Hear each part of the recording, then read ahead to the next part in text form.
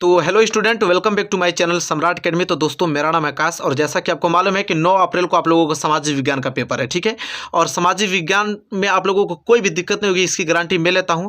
जिस प्रकार मैं क्वेश्चन करा रहा हूं, बस चुपचाप वैसे क्वेश्चन करते रहिए मेरे प्यारे विद्यार्थियों। आप लोगों का जो 90% टारगेट है, हालांकि टाइम टेबल आ गया आप लोगों का, तो आप लोग घबरा रहे हैं। घबराने की कोई जरूरत नहीं मेरे प्यारे विद्यार्थी। हमने इतना अच्छे से तैयारी करा चुका हूं, प्लेलिस्ट में जाके देख सकते हैं। बस प्रैक्टिस करनी है आप लोगों को उन क्वेश्चनों की जो कि 2022 बोर्ड एग्जाम में सीधा फंसे। अब मैं वही क्वेश्चन आप लोगों को करा रहा हूं कि सीधा एग्जाम में वो फंसेगा, अन्यथा कोई फालतू क्वेश्चन करने की जरूरत नहीं है आप लोगों को। नहीं कोई विद्या क्वेश्चन कहीं आपको रट्टा मारे, कहीं आपको दूसरे जाने की कहीं जरूरत नहीं है। बस जितना मैं क्वेश्चन करा रहा हूँ बस उसी पर ध्यान देना है और उसी का प्रैक्टिस करके आपको 20 या 25 दिन में आप लोगों को पेपर वहीं जाना है, ठीक है। तो मेरे प्यारे विद्यार्थी, वीडियो पे हमने 1000 टारगेट लाइक कर रखा है। आई होप जरूर आप मेरी मदद करेंगे, मैं आपकी मदद कर ही रहा हूं, ठीक है। चलिए सबसे पहले मैं स्टार्ट करता हूं आप लोगों को। इसमें सभी प्रकार के क्वेश्चन रहेंगे, अति लघु उत्तरीय, लघु दीर्घ उत्तरीय। और सबसे अच्छी बात यह है कि सामाजिक विज्ञान में हमने इतिहास, भूगोल, नागरिक शास्त्र और चारों के पोर्शन के क्वेश्चन हमने मिक्स करके बनाया है। यह नहीं कि सिर्फ एक ही चैप्टर का नहीं है, कई विषय का, चारों सब्जेक्ट का आप लोगों का मिक्सिंग क्वेश्चन है। और वो क्वेश्चन जो कि बहुत बार एग्जाम में आ चुके हैं और इस बार भी आने के चांसेस उन क्वेश्चनों का, वो मैं हम आप लोगों को बताने वाला हूं, ठीक है। चलिए स्टार्ट करते हैं वीडियो। देखिए, very very most important question, पहले ही 4 नंबर का क्वेश्चन मैं बता रहा हूं क्योंकि ये लघु उत्तरीय प्रश्न है। क्योंकि लघु उत्तरीय वेरी मोस्ट इंपोर्टेंट प्रश्न है। क्या है कि 1789 की फ्रांसीसी क्रांति का फ्रांस व यूरोप पर क्या प्रभाव पड़ा। वेरी वेरी मोस्ट इंपोर्टेंट है कि 1789 की जो फ्रांसीसी क्रांति हुई उस पर फ्रांस व यूरोप पर क्या प्रभाव पड़ा था। या तो इसी प्रश्न को इस प्रकार पूछता है कि फ्रांस की क्रांति के 2 परिणाम बताइए। तो आइए देखते हैं इसको कैसे लिखेंगे। Very very most important question है। तो उत्तर में हम लोग लिखेंगे कि 1789 में फ्रांस में जो क्रांति हुई उसके फ्रांस और यूरोप पर निम्नलिखित व्यापक प्रभाव पड़े थे। क्या क्या प्रभाव पड़ा था उसको देख लेते हैं। तो हेडिंग आपको डालना है कि फ्रांस पर प्रभाव। देखते हैं कि फ्रांस पर क्या प्रभाव पड़ा, ठीक है। पहला कि लुई वंश के शासन का अंत हुआ और उसके स्थान पर लोकतांत्रिक शासन की क्या हुई, स्थापना हुआ। पहला तो प्रभाव यह पड़ा कि उस समय लुई वंश का शासन का अंत हो गया था और उसके स्थान पर लोकतांत्रिक शासन की स्थापना हुआ। और दूसरा यह था कि सरकार द्वारा लोक कल्याणकारी कार्य किए गए। सरकार द्वारा लोक कल्याणकारी कार्य किए गए, जैसे सड़कों, पुलों, नहरों, अस्पतालों, बांधों, स्कूलों आदि का निर्माण हुआ, ठीक है। ये दूसरा प्रभाव पड़ा। इसके बाद हम बात करेंगे तीसरा प्रभाव को लेकर। तो समानता, स्वतंत्रता, भ्रातृत्व की भावना से भरे हुए नए समाज की नींव रखी गई, ठीक है। ये तीसरा प्रभाव पड़ा। वेरी मोस्ट इंपोर्टेंट क्वेश्चन करा रहा हूँ, इसको तो आपको रट जाना है, ठीक है। क्वेश्चन नंबर चौथा है, मतलब उसका जो प्रभाव पड़ा क्वेश्चन, अरे आपका चौथा प्रभाव क्या पड़ा फ्रांस की क्रांति पे। तो न्याय व्यवस्था का पुनर्गठन करके देश के लिए नवीन कानून संहिता लागू की गई, ठीक है। और पांचवा प्रभाव पड़ा कि प्रभुसत्ता राजतंत्र के हाथों से निकलकर जनता में क्या करने लगी, निवास करने लगी। यह पांचवा प्रभाव पड़ा। छठवां, स्टेट जनरल के स्थान पर सक्रिय नागरिकों द्वारा चुनी गई नेशनल असेंबली का क्या किया गया, गठन किया गया। इसके बाद सातवां प्रभाव क्या पड़ा कि फ्रेंच भाषा को राष्ट्र भाषा और फ्रेंच तिरंगे को राष्ट्रीय ध्वज घोषित किया गया। तो यहाँ पे आपने देखा कि 7 प्रभाव पड़ा। कितना, 7 प्रभाव आप लोगों का यहाँ में प्रभाव पड़ा। सातों अच्छे तरीके से एक्सप्लेन करके लिखा दिया ताकि 4 नंबर आपको मिल जाए, क्योंकि 4 नंबर का एक क्वेश्चन है। आई होप 4 नंबर आप लोगों को क्लियर कर लेंगे इस क्वेश्चन से। चलिए इसके बाद दूसरा जो है very very most important question 4 number के लिए लीजिए। दूसरा भी 4 नंबर के लिए यही है कि खिलाफत आंदोलन क्यों शुरू हुआ। बहुत मोस्ट इंपोर्टेंट क्वेश्चन है, जाके देखिए, बहुत बार एग्जाम में आ चुका है। खिलाफत आंदोलन क्यों शुरू हुआ, तो देखिए उत्तर लिखेंगे कि पहले विश्व युद्ध में ऑटोमन तुर्की के हार हो चुकी थी। पहले विश्व युद्ध में जो ऑटोमन तुर्की का हार हो चुका था और इस आशय की अफवाह फैली हुई थी।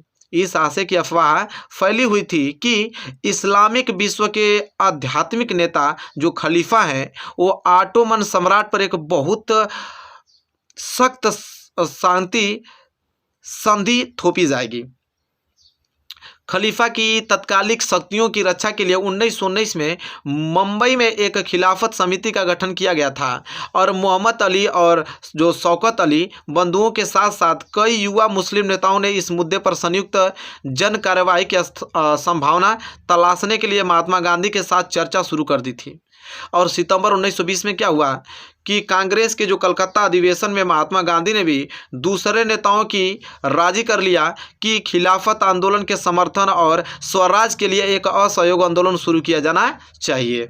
ठीक है। ये आपका खिलाफत आंदोलन क्यों शुरू किया गया, हमने बहुत अच्छे तरीके से इसको लिखा है। देखिए थोड़ा सा भी आपको इग्नोर नहीं करना, इन क्वेश्चनों को आपको याद करके जाना, मैं जैसा बता रहा हूँ वैसा करना आप लोगों को, ठीक है। वेरी वेरी मोस्ट इंपॉर्टेंट है, खिलाफत आंदोलन क्यों शुरू किया गया। मेरे प्यारे विद्यार्थियों जल्दी से नोट कीजिए इसको और रट जाइए। फिर है आप लोगों का कि पवन अपर्दन किसे कहते हैं। देखिए छोटा सा प्रश्न 2 नंबर के लिए पूछता है कि पवन अपर्दन किसे कहते हैं, तो आप हेडिंग उसका उत्तर लिखेंगे कि पवन द्वारा मैदान अथवा ढालू क्षेत्र से मृदा को उड़ा ले जाने की प्रक्रिया को पवन अपर्दन कहते हैं। कहते हैं कि हवा के द्वारा जो पृथ्वी पे जो मिट्टी होती है, जब हवा आता है, आंधी आता है और ऊपरी परत को मिट्टी को उड़ा ले जाता है, उसी को हम कहते हैं पवन अपर्दन, ठीक है। बस आई होप क्लियर हो गया होगा क्वेश्चन नंबर 3। इसी के साथ क्वेश्चन नंबर 4 देखेंगे जो कि वेरी वेरी मोस्ट इंपोर्टेंट है। क्वेश्चन नंबर 4 क्या है कि व्याख्या कीजिए कि जल किस प्रकार नवीकरण योग्य संसाधन है। कह रहा है कि व्याख्या कीजिए कि जो जल है वो किस प्रकार का नवीकरण योग्य संसाधन है। तो देखिए लिखेंगे कि जल एक नवीकरण योग्य संसाधन है क्योंकि जल एक बार प्रयोग करने पर समाप्त नहीं होता है। जल एक बार अगर प्रयोग कर देंगे तो वो समाप्त नहीं होगा, हम इसका बार बार प्रयोग कर सकते हैं उसको प्यूरिफिकेशन शुद्धिकरण करके, अर्थात इसकी पुनः पूर्ति संभव है। जैसे जल का प्रयोग यदि उद्योगों में या घरेलू कामकाजों में किया जाता है तो इससे जल दूषित हो जाता है किंतु समाप्त नहीं होता है। इस जल को हम साफ करके फिर से इस्तेमाल करने योग्य हम क्या कर सकते हैं, बना सकते हैं, ठीक है। तो यही हमसे प्रश्न पूछा था कि जल किस प्रकार नवीकरण योग्य संसाधन है, तो बहुत अच्छे तरीके से हमने लिखा और समझाया है और इसे अच्छे से नोट कर लीजिए और याद करके बोर्ड एग्जाम में पहुंच जाइए। क्लियर है। चलिए क्वेश्चन नंबर 4 था। Question number 5 very very most important. Question number 5 क्या है कि भारतीय कृषि की कोई 3 विशेषताएं लिखिए। भारतीय कृषि की कोई 3 विशेषताएं लिखिए। तो कैसे लिखेंगे कि भारतीय कृषि की 3 विशेषताएं निम्नलिखित हैं। पहला प्रकृति पर निर्भरता। क्यों? क्योंकि भारतीय कृषि मानसूनी वर्षा पर निर्भर करती है। सबको मालूम है जो भारतीय कृषि है वो मानसूनी वर्षा पर निर्भर करती है। यही कारण है कि वर्षा की अनियमितता एवं अनिश्चितता भारतीय कृषि की जो अर्थव्यवस्था को सर्वाधिक प्रभावित करती है। जिस वर्ष मानसूनी वर्षा नियमित होती है कृषि उत्पादन भी यथेष्ट मात्रा में प्राप्त होता है। यथेष्ट मात्रा में प्राप्त होता है, ये चीज़ यथेष्ट मतलब अधिक मात्रा में प्राप्त होता है। देखिए प्रकृति पर निर्भरता मतलब कि अगर बारिश सही टाइम से हो गया, मानसून अगर अच्छा है, बारिश सही टाइम से हो गया तो फसल बहुत ही ज़्यादा अधिक मात्रा में उपजाऊ होगी, ठीक है। तो ये चीज़ हो प्रकृति पर निर्भरता। दूसरा हेडिंग डालेंगे कि कृषि पर निम्न उत्पादकता। ये भी आप लोगों का कृषि की विशेषता ही है। भारतीय कृषि की निम्न उत्पादकता क्या है कि भारत में कृषि उपजों का प्रति हेक्टेयर उत्पादन अपेक्षाकृत अन्य देशों से कम है। प्रति श्रमिक की दृष्टि से भारत में कृषि श्रमिकों की औसत वार्षिक उत्पादकता केवल $105 है। कितना? $105 है। तो ये कृषि की निम्न उत्पादकता में हेडिंग डाल के आपको इतना पॉइंट लिखना है। और तीसरा आपका है कि खाद्यान्न फसलों की प्रमुखता। तीसरा आपका क्या? खाद्यान्न फसलों की प्रमुखता। और इसमें लिखेंगे कि भारतीय कृषि में खाद्यान्न फसलों की प्रमुखता रहती है क्योंकि 100 करोड़ से अधिक जनसंख्या के भरण पोषण के लिए ऐसा किया जाना आवश्यक है। तीव्र गति से बढ़ती जनसंख्या की खाद्यान्न आवश्यकताओं को पूरा करने के लिए कुल कृषि भूमि के लगभग 65.8% भाग पर खाद्यान्न तथा शेष भाग में व्यापारिक व अन्य फसलों का उत्पादन किया जाता है, ठीक है। कारण कि बढ़ती जनसंख्या भी बढ़ेगी जनसंख्या तो उनको भाई भोजन की आवश्यकता होगी, तो जाहिर सी बात है कृषि उत्पादकता बढ़ाना पड़ेगा हम लोगों को, ठीक है। तो 3 विशेषता हम लोग लिख लेंगे। भारतीय कृषि की कोई 3 विशेषता पूछा था, तीनों हमने हेडिंग डाल के अच्छे से आप लोगों को बताया है और आई होप आपको बहुत अच्छे तरीके से क्लियर हो गया होगा ये प्रश्न, ठीक है। चलिए नेक्स्ट प्रश्न की तरफ बढ़ चलते हैं। चलिए देखिए very very most important question है कि उदारवाद क्या है। क्या है उदारवाद? क्या है तो लिखेंगे कि उदारवाद जो लाइबरलिज्म शब्द का हिंदी रूपांतरण है। लाइबरलिज्म शब्द जो है वो लैटिन भाषा के लाइबर पर आधारित है जिसका अर्थ है क्या? स्वतंत्रता। और नए मध्य वर्गों के लिए उदारवाद का मतलब था कि व्यक्ति के लिए आज़ादी और कानून के समक्ष सबकी बराबरी ही क्या कहलाता था? उदारवाद कहलाता था। तो 2 नंबर का ये प्रश्न पूछा जाता है। प्यारा प्रश्न है, बहुत बार एग्जाम में आ चुका है, तो इस बार भी आने की संभावना है और इसको तो आपको रट जाना है। इसके बाद वाला प्रश्न वेरी वेरी मोस्ट इंपोर्टेंट है। क्या है कि जर्मनी की एकीकरण में सबसे महत्वपूर्ण योगदान किसका था? या तो प्रश्नों को इस प्रकार भी पूछता है कि जर्मन राष्ट्र का प्रथम सम्राट कौन घोषित किया गया, ठीक है। तो देखिए कैसे लिखेंगे उत्तर कि जर्मनी के एकीकरण में ऑटो वन बिस्मार्क का सबसे महत्वपूर्ण योगदान था। जर्मनी के एकीकरण में जो ऑटो वन बिस्मार्क थे उनका सबसे महत्वपूर्ण योगदान था। और प्रासा के राजा जो विलियम प्रथम को जर्मन राष्ट्र का प्रथम सम्राट घोषित किया गया? तो हमसे प्रश्न में यही ना पूछा था कि जर्मन राष्ट्र का प्रथम सम्राट घोषित कौन किया गया था? तो कौन आपके जर्मन राष्ट्र का प्रथम सम्राट घोषित किया गया किसको? राजा विलियम प्रथम को। और सबसे महत्वपूर्ण योगदान किसका रहा? तो ऑटो वन बिस्मार्क का सबसे महत्वपूर्ण योगदान रहा जर्मनी के एकीकरण में। ठीक है, चलिए आई होप आपको क्लियर हो गया होगा ये प्रश्न। चलिए नेक्स्ट प्रश्न देखिए, वेरी मोस्ट इंपोर्टेंट क्या है कि फ्रांस की क्रांति के 2 परिणाम बताइए। फ्रांस की क्रांति के 2 परिणाम पूछ रहा है, very very most important question है। देखिए आंसर कैसे लिखेंगे इसका कि फ्रांस की क्रांति के 2 परिणाम बताइए। तो उत्तर लिखेंगे कि 1789 में फ्रांस में जो क्रांति हुई उसके फ्रांस और यूरोप पर निम्नलिखित व्यापक प्रभाव पड़े थे। क्या क्या व्यापक प्रभाव पड़ा था? तो पहला आपको पहले हेडिंग डालना है कि फ्रांस पर प्रभाव, कि फ्रांस पर क्या क्या प्रभाव पड़ा। तो पहला, लुई वंश के शासन का अंत हुआ और उसके स्थान पर लोकतांत्रिक शासन की व्यवस्था की गई। दूसरा, सरकार द्वारा लोक कल्याणी कार्य किए गए, जैसे सड़क, पुलों, नहरों, अस्पतालों, बांधों आदि को बनाया गया। ठीक है, और समानता, स्वतंत्रता, भातृत्व की भावना से भरे हुए समाज की नींव रखी गई। और चौथा, न्याय व्यवस्था पुनर्गठन करके देश के लिए नवीन कानून संहिता लागू की गई। और पांचवा, प्रभुसत्ता राजतंत्रों के हाथों से निकलकर जनता के निवास करने लगी। अभी हमने प्रश्न देखा है, लेकिन वो आप लोगों का वेरी मोस्ट इंपोर्टेंट 4 नंबर के लिए प्रश्न, इस प्रकार के प्रश्न आया था। ठीक है, हम लोग डिस्कस किया है। अरे अच्छा से पढ़िए, कोई दिक्कत नहीं होगा, आराम से पेपर जाके लिख के आएंगे, गारंटी हमारी है। ठीक है, जो भी पढ़ा रहा हूँ बस उसको तैयार करके जाइए। चलिए 2 नंबर के लिए यह प्रश्न 2 नंबर के लिए आता है, क्या कि असहयोग आंदोलन कब और क्यों वापस लिया गया। 2 नंबर के लिए आता है, छोटा ही प्रश्न, 2 नंबर तैयार हो जाएगा कि असहयोग आंदोलन कब और क्यों वापस लिया गया। तो देखिए असहयोग आंदोलन जो है 1922 ईस्वी में चौरी चौरा की घटना के कारण वापस लिया गया था। किसके? चौरी चौरा घटना के कारण वापस लिया गया था असहयोग आंदोलन। देखिए 2 नंबर के लिए। ठीक है, वेरी मोस्ट इंपोर्टेंट है। लेकिन अगला प्रश्न 4 नंबर के लिए, जो अगला प्रश्न बताने वाला हूं 4 नंबर के लिए, उसको तो नोट कर लीजिए, स्टार लगा दीजिए, उतना ज्यादा मोस्ट इंपोर्टेंट प्रश्न है। देखिए प्रश्न यह है कि G77 देशों से आप क्या समझते हैं? G77 को किस आधार पर ब्रेटन वुड्स की जुड़वा संतानों की प्रतिक्रिया कहा जा सकता है? व्याख्या कीजिए। तो चलिए सबसे पहले जानते हैं कि G77 जो देश है उसे आप क्या समझते हैं, पहले वो क्या चीज़ है। तो लिखेंगे कि वे विकासशील देश जो द्वितीय विश्व युद्ध के बाद स्वतंत्र हुए थे, किंतु 50 से 60 के दशक में पश्चिमी अर्थव्यवस्थाओं को तेजी प्रगति से उन्हें कोई लाभ नहीं हुआ, और इस समस्या को देखते हुए उन्होंने एक नई अंतर्राष्ट्रीय आर्थिक प्रणाली के लिए आवाज़ उठाई और अपना एक संगठन बनाया जिसे G77 समूह कहते हैं, और उसके नाम से जाना जाता है। देखिए कितना सिंपल है, जो ये समूह बनाया गया था। तो कह रहा है कि उस समय जो विकासशील देश थे, जिस समय द्वितीय विश्व युद्ध हुआ था, तो उसमें जो आपके देश स्वतंत्र हुए थे और 50 से 60 के दशक में उन्हें पश्चिमी अर्थव्यवस्था में कोई भी लाभ नहीं मिला, तो वो लोग इस समस्या को देखते हुए एक संगठन उन्होंने बनाया, और इस संगठन को ही उन्होंने एक नाम दिया कि G77 समूह नाम दिया उन्होंने। ठीक है, फिर आगे है कि ब्रेटन वुड्स सम्मेलन में अंतर्राष्ट्रीय मुद्रा कोष और विश्व बैंक का जन्म हुआ था। देखिए क्या बोल रहा है कि ब्रेटन वुड्स सम्मेलन जो हुआ था उस समय अंतर्राष्ट्रीय मुद्रा कोष और विश्व बैंक का क्या हुआ? जन्म हुआ, जिन्हें हम क्या कहते हैं? वुड्स की जुड़वा संतान कहा जाता है, जिसे हम क्या कहते हैं? वुड्स की जुड़वा संतान कहते हैं।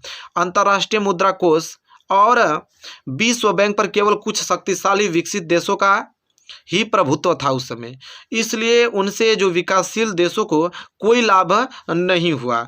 इसलिए ब्रेटन वुड्स की जुड़वा संतानों विश्व बैंक और अंतर्राष्ट्रीय मुद्रा कोष की प्रतिक्रिया स्वरूप विकासशील देशों ने G77 नामक संगठन बनाकर एक नई आर्थिक प्रणाली की मांग की, ताकि उनके जो आर्थिक उद्देश्य पूरे हो सकें। और उनके प्रमुख आर्थिक उद्देश्य थे कि अपने संसाधनों पर उनका पूरा नियंत्रण हो और कच्चे माल का सही दाम उनको मिले। तो यह G77 पूरा विवरण हमने लिखा। 4 नंबर के लिए प्रश्न पूछा जाता है, very very most important question है। आई होप आपको क्लियर हो गया होगा। फिर 4 नंबर का प्रश्न आप लोगों को बताने वाला हूँ, जो कि तगड़ा एग्जाम में आप लोगों को हिट करेगा, और जैसा कि आप देखते ही जान जाएंगे कि कितना महत्वपूर्ण प्रश्न है। वो प्रश्न यह है कि मृदा अपरदन पर एक संक्षिप्त टिप्पणी लिखिए। 4 नंबर के लिए प्रश्न पूछा जाता है, बहुत महत्वपूर्ण है। मृदा अपरदन पर एक संक्षिप्त टिप्पणी लिखिए, या तो पूछता है कि मृदा अपरदन क्या है। तो चलिए सिंपल जवाब इसका देंगे कि भूमि की ऊपरी परत के हट जाने की प्रक्रिया को हम मृदा अपरदन कहते हैं। कह रहा कि भूमि की ऊपरी परत को अगर हट जाने की जो प्रक्रिया को यह मृदा अपरदन कहते हैं। जो मृदा अपरदन का सबसे पहला कारण है वो तेज बहने वाली जल और तेज बहने वाली पवने हैं। पवने मतलब हवा है। ये दोनों मृदा की ऊपरी उपजाऊ परत को अपने साथ बहा कर ले जाते हैं और भूमि को कृषि के लिए अनुपयोगी बना देते हैं। वे अपने भवन निर्माण कार्य कार्यों से प्रेरित होकर रोड़ी, बजरी, संगमरमर, बदरपुर आदि प्राप्त करने की इच्छा से छोटी बड़ी पहाड़ियों को गहरे गड्ढों में क्या कर देते हैं, परिवर्तित कर देते हैं। और मृदा अपरदन के कारण मृदा के जो उपजाऊपन पर बड़ा क्या विनाशकारी प्रभाव पड़ता है। तो मृदा अपरदन समझ में आ गया ना। मृदा अपरदन किसे कहते हैं? मृदा की अगर ऊपरी परत को उड़ाकर बहा कर ले जाने की प्रक्रिया मृदा अपरदन कहलाती है। इसका सबसे बड़ा कारण दो ही है। बहता हुआ जल, अगर तेजी से जल है, अगर बह रहा है, बाढ़ हो आ गई तो जल के साथ मिट्टी के ऊपरी परत बहकर चली जाती है, मृदा अपरदन कहलाता है। या पवन हवा के द्वारा, तेज आंधी तूफान के द्वारा जब आता है आंधी तूफान, तो वहाँ पर मिट्टी धुल कर उड़ जाते हैं, वो भी मृदा अपरदन का ही कारण है।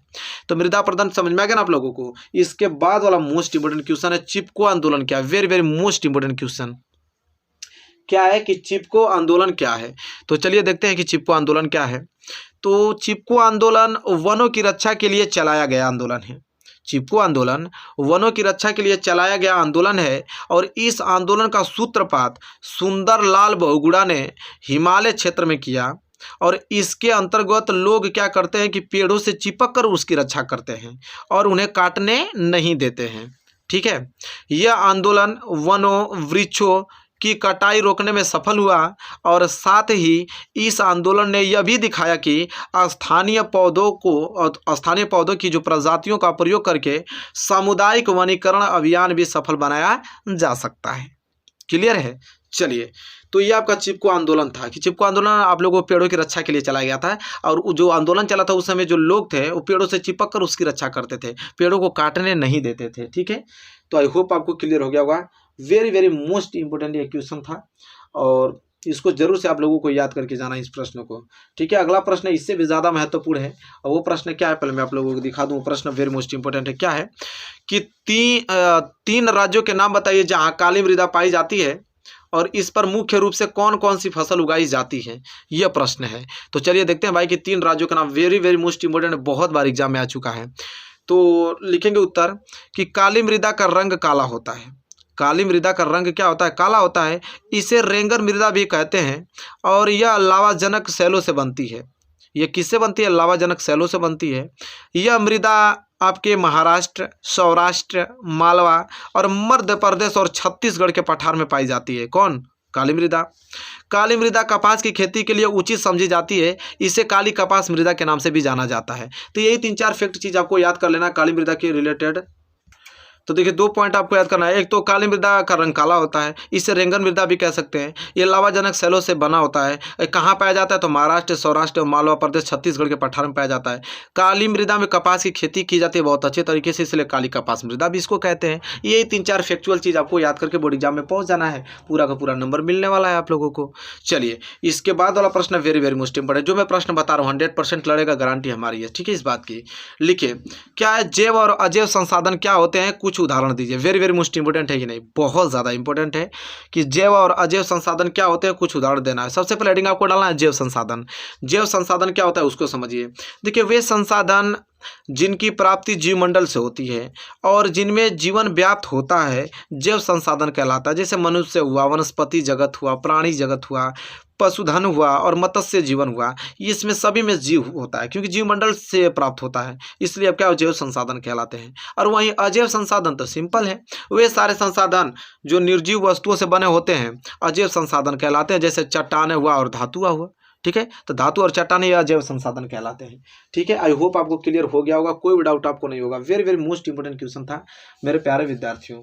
ठीक है, चलिए अब हम अगले प्रश्न की तरफ बढ़ चलते हैं। अगला प्रश्न देखिए, वेरी वेरी मोस्ट इंपोर्टेंट प्रश्न है। ठीक है, क्या है थोड़ा ध्यान से आप देखिएगा कि अनवीकरणीय संसाधन से आप क्या समझते हैं। अनवीकरणीय संसाधन से आप क्या समझते हैं? तो लिखेंगे कि ऐसे संसाधन जिन्हें एक बार प्रयोग करने के पश्चात पुनः प्राप्त नहीं किया जा सकता उन्हें अनवीकरणीय संसाधन कहलाते हैं। जैसे खनिज और जीवाश्म इत्यादि हुआ। ठीक है, यह सब अनवीकरणीय संसाधन है। आई होप आपको क्लियर हो गया अच्छे तरीके से। ठीक है, चलिए अगला प्रश्न देखेंगे कि जैव और अजैव संसाधन क्या होता है। अभी हमने जस्ट डिस्कस किया, बहुत ही ज़्यादा सिंपल क्वेश्चन था। चलिए अगला प्रश्न देखिए, वेरी वेरी मोस्ट इंपोर्टेंट है। क्या है? जैव विविधता क्या है, मानव जीवन में इसकी महत्व का वर्णन कीजिए। जैव विविधता क्या है, मानव जीवन में इसकी महत्व का वर्णन करना very very most important question है। तो चलिए सबसे पहले हेडिंग आप डालिए कि जैव विविधता का अर्थ, कि जैव विविधता होता क्या है। ठीक है, जैव विविधता क्या है, मानव जीवन में इसकी महत्व का वर्णन करने के लिए बोला है। तो लिखेंगे जैव विविधता जीवमंडलों में पाए जाने वाले जीवों की विभिन्न जातियों में पाए जाने वाली विविधता है। दूसरे शब्दों में कहें तो जो जैव विविधता है वह वनस्पति एवं प्राणियों में पाए जाने वाले जातीय विभेद को प्रकट करता है और भूपृष्ठ पर वर्तमान जैव विविधता अरबों वर्षों से हो रहे जीवन के सतत विकास की प्रतिक्रिया का परिणाम है। पर्यावरण ह्रास के कारण जैव विविधता का क्षय हुआ है, जीवों को अनेक प्रजातियां लुप्त हो गई हैं तथा कई संकटग्रस्त हैं। तो जैव विविधता का मतलब समझा आपने क्या है? जैव विविधता का मतलब कि जीवमंडल में जो आपके जीव हैं, चाहे प्राणी हैं चाहे वनस्पति हैं, उनमें अंतर विभेद करता है जाति के अनुसार, कि अगर यह इस प्रकार की जाति है तो इसके गुण क्या होंगे, इससे लक्षण क्या होंगे, सब अलग अलग डिविडेशन जो होता है, डिवाइडेशन, उसी को जैव विविधता कहते हैं। ठीक है, तो यहाँ तक हमने लिखा है, पूरा का पूरा नोट कर लीजिए मेरे प्यारे विद्यार्थियों। आई होप आपको क्लियर हो गया। ठीक है, तो आई होप आपको क्लियर हो गया मेरे प्यारे विद्यार्थियों। तो देखिए इतना मोस्ट इंपोर्टेंट क्वेश्चन नोट कीजिए, बहुत सारे क्वेश्चन मैं कराने वाला हूँ, आप टेंशन लेने की कोई जरूरत नहीं है। ठीक है, हमारे साथ बने रहिए, बहुत सारे क्वेश्चन करने वाले। प्लेलिस्ट पे चले जाइए, जितने मोस्ट इंपोर्टेंट क्वेश्चन पहले करा चुके हैं सबको रिवाइज कीजिए और लगातार मैं क्वेश्चन प्रोवाइड करता रहूँगा आप लोगों को। क्वेश्चन कोई भी दिक्कत नहीं होगा, जितना क्वेश्चन करा रहा हूँ बस उतना क्वेश्चन देख के आपको बोर्ड एग्जाम में पहुँच के जाना है और बहुत ही अच्छा मार्क्स अचीव करके आएंगे, मेरी गारंटी है। तो वीडियो आपको कैसा लगा बताइए, वीडियो अच्छा लगा तो प्लीज़ लाइक कीजिए, चैनल पर नए तो चैनल को सब्सक्राइब करके बेल आइकन से जल्द प्रेस कर लीजिए। मिलेंगे एक प्यारे से नेक्स्ट वीडियो में, तब तक के लिए धन्यवाद।